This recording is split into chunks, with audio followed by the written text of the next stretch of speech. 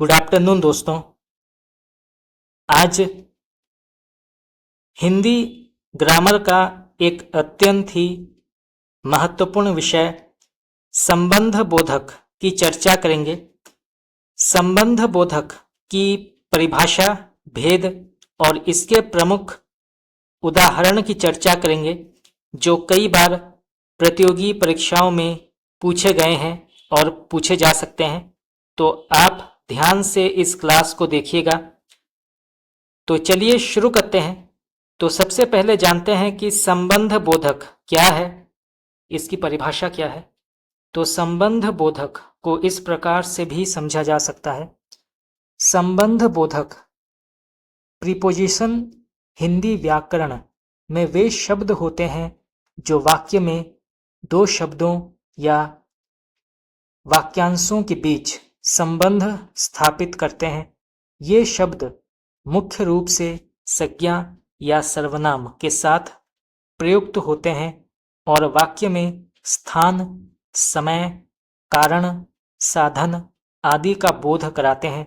संबंध बोधक शब्द अपने आप में स्वतंत्र अर्थ नहीं रखते, लेकिन वाक्य में अन्य शब्दों के साथ प्रयोग होने पर संबंध को स्पष्ट करते हैं। तो ये एक अत्यंत ही महत्वपूर्ण परिभाषा है, आप इसको नोट कर सकते हैं। तो फिर से पढ़ते हैं। संबंध बोधक या जिसको अंग्रेजी में प्रीपोजिशंस कहते हैं, हिंदी व्याकरण में वे शब्द होते हैं जो वाक्य में दो शब्दों या वाक्यांशों के बीच संबंध स्थापित करते हैं। ये शब्द मुख्य रूप से संज्ञा या सर्वनाम के साथ प्रयुक्त होते हैं और वाक्य में स्थान, समय, कारण, साधन आदि का बोध कराते हैं। संबंध बोधक शब्द अपने आप में स्वतंत्र अर्थ नहीं रखते, लेकिन वाक्य में अन्य शब्दों के साथ प्रयोग होने पर संबंध को स्पष्ट करते हैं। इसके प्रमुख उदाहरण कुछ इस प्रकार हैं। के, पर, मैं, से, तक, के लिए, के बाद, के पहले। तो जिन वाक्यों में इन शब्दों का उपयोग किया जाता है वहां पर संबंध बोधक को दर्शाया जाता है। चलिए इसकी परिभाषा की चर्चा करते हैं। संबंध बोधक वे शब्द होते हैं जो वाक्य में संज्ञा या सर्वनाम के साथ किसी अन्य शब्द का संबंध बताते हैं। तो आप इसको नोट कर सकते हैं, परीक्षा में आ सकता है। चलिए अभी संबंध बोधक के प्रमुख भेदों की चर्चा करते हैं।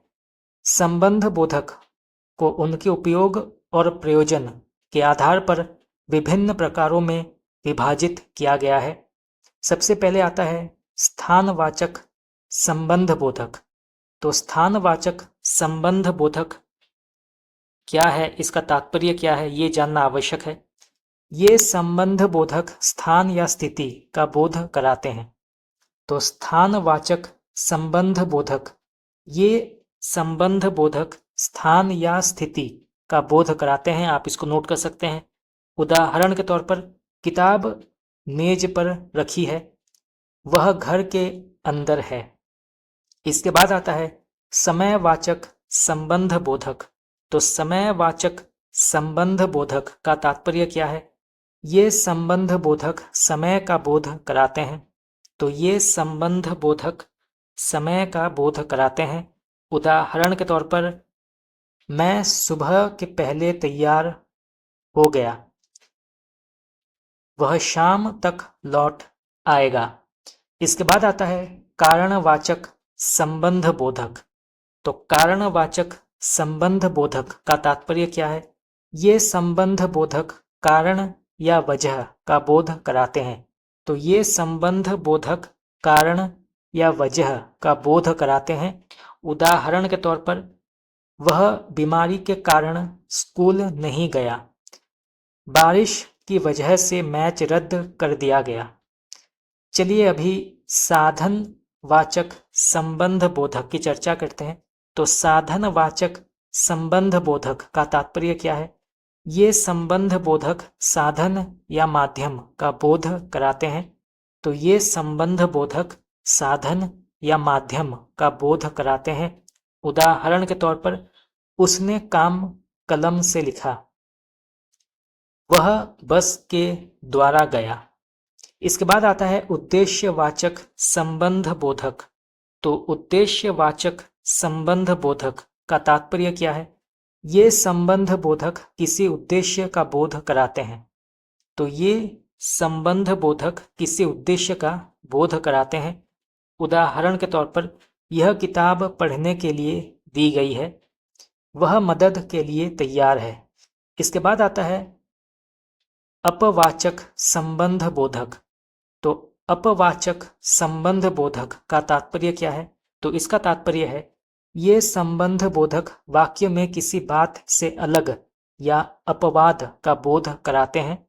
तो ये संबंध बोधक वाक्य में किसी बात से अलग या अपवाद का बोध कराते हैं। उदाहरण के तौर पर, सब लोग आए राम को छोड़कर। दूसरा है, मुझे सब पसंद है आम के अलावा।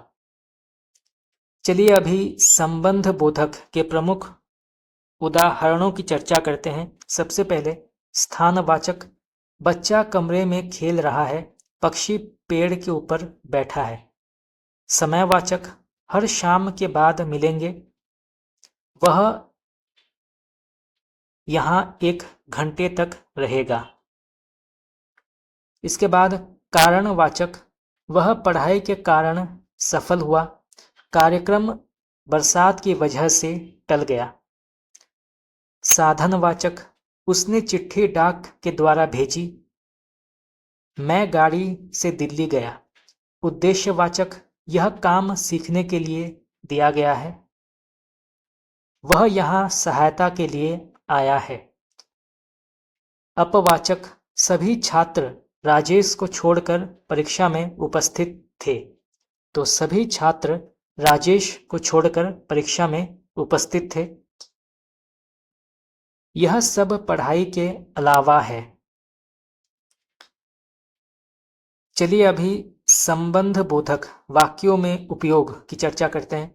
राम स्कूल में पढ़ता है, वह सुबह से यहाँ बैठा है, भोजन स्वास्थ्य के लिए आवश्यक है, किताबें मेज पर रखी है, वह तेजी से दौड़ रहा है। चलिए अभी निष्कर्ष की चर्चा करते हैं। संबंध बोधक शब्द वाक्य को तर्क और स्पष्टता प्रदान करते हैं। इनके माध्यम से संज्ञा और सर्वनाम का अन्य शब्दों से संबंध स्थापित होता है।